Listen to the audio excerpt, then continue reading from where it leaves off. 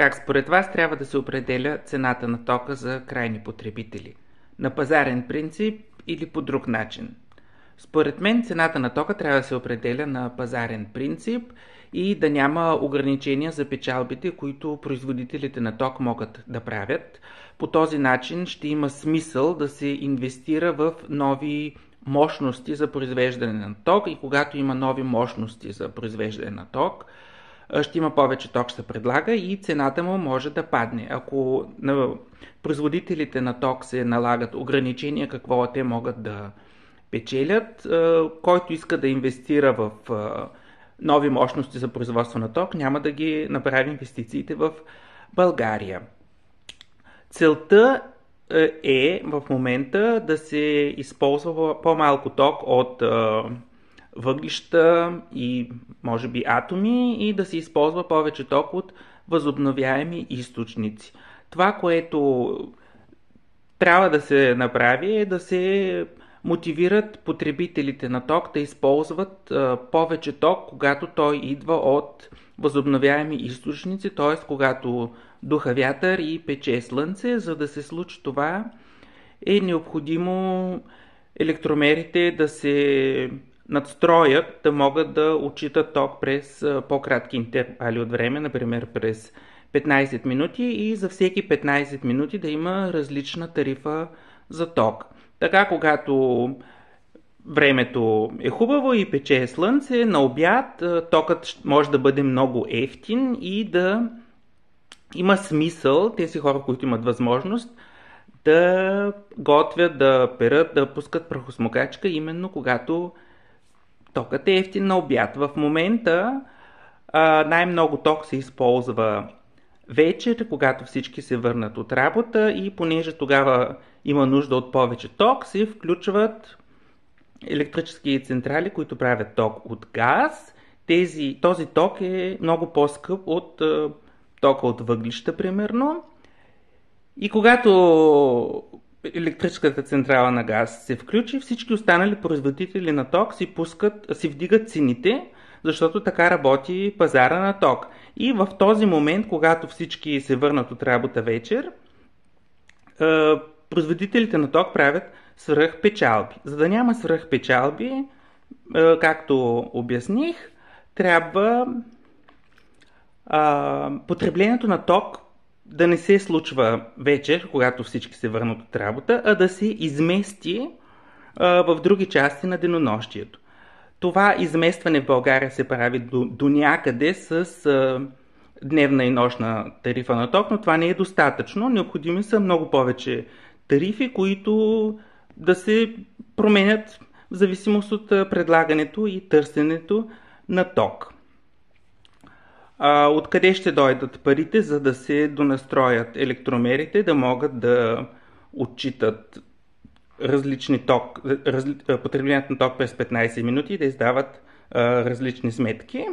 Това няма как да ви дам отговор сега, но един възможен вариант да се ограничат печалбите на дружествата, които произвеждат ток, ще ви предложа сега. Прави се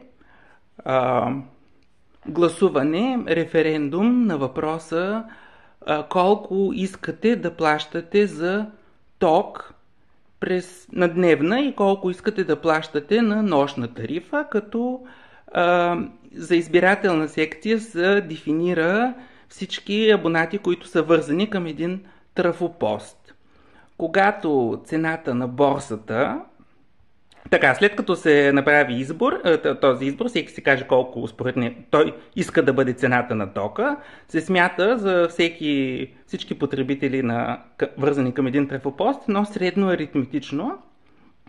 И когато цената на енергийната борса мине над тази цена, която е средно аритметично за трафопоста, просто трафопостът се изключва и ток не се ползва от тези потребители, но когато има ток, те плащат цената, която искат да плащат за ток, а когато цената на едро се вдигне над това, което те са готови да плащат, трафопостът се изключва. Това също е един механизъм да се предотврати възможността да се правят свръхпечалби на производителите на ток, без да се променят пазарните принципи.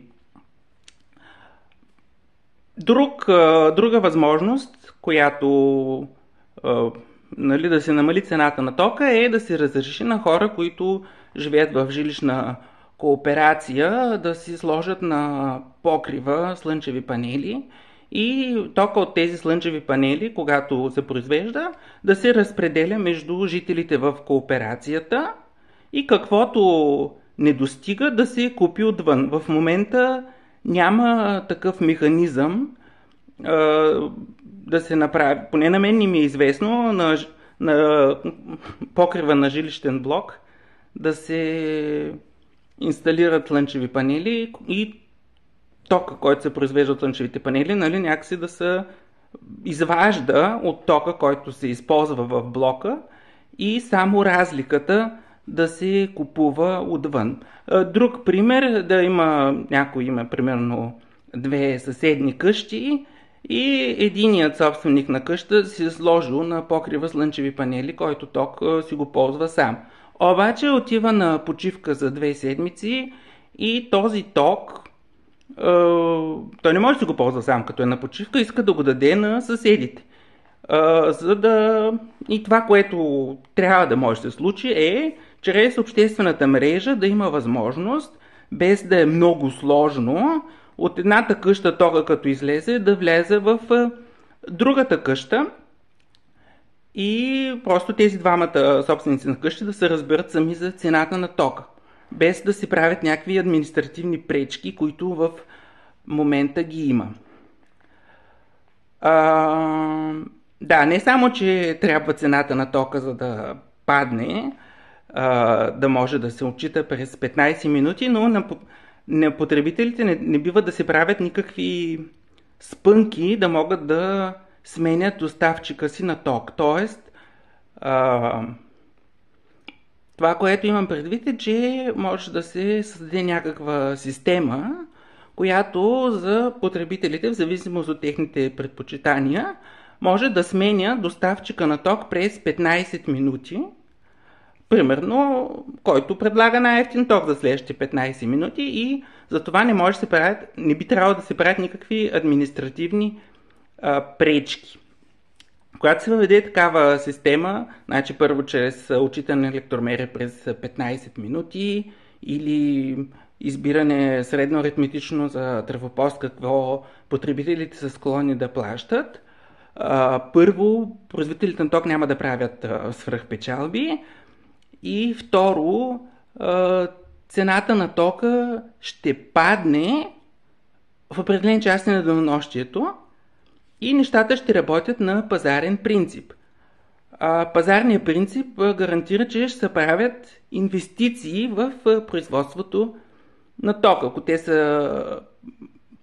Ако им се пречи на производителите на ток да правят печалби, те няма да инвестират в производство на нов ток и ще се появи оскъдица на ток и цените ще бъдат високи. Да.